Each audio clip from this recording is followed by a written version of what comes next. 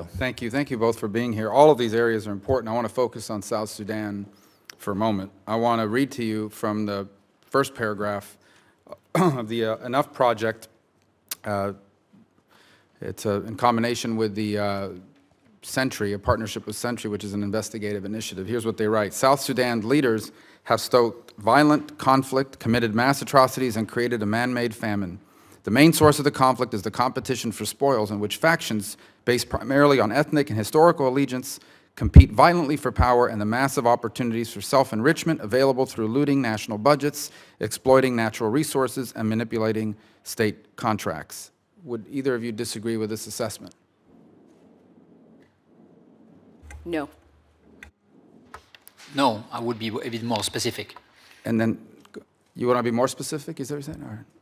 Or you could not be? No, I think South Sudan I agree with the statement, but I think then we have to understand exactly in which dynamic it is. South Sudan is not something that you can look in a vacuum.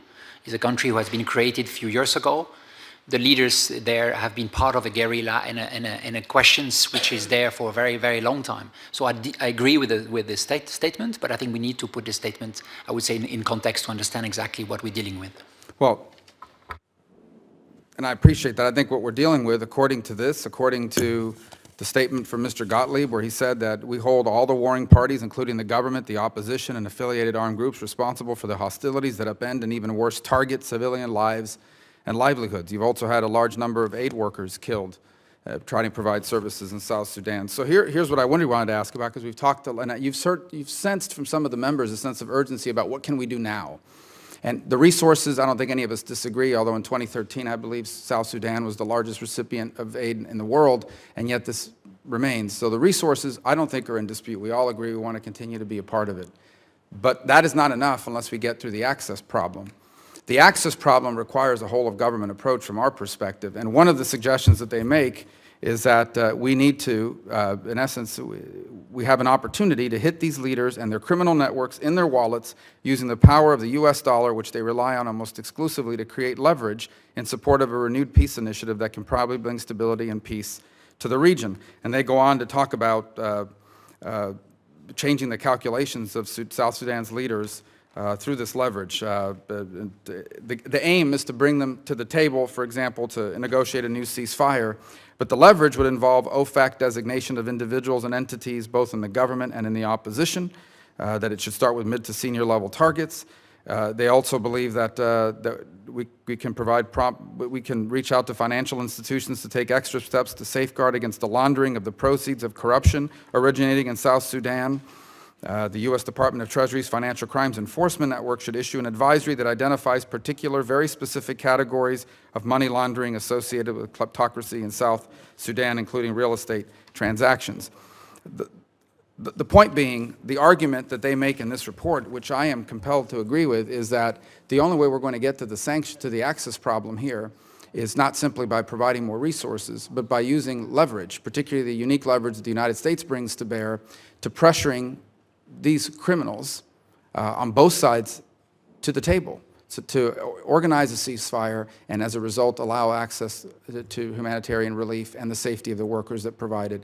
My question to both of you is, do you believe that it would be a positive exercise of American power to use the threat of sanctions against these individuals on both sides of this conflict to bring them to the table to resolve this in a way that allows access for food and medicine for these people that are on the verge of starvation and death in South Sudan?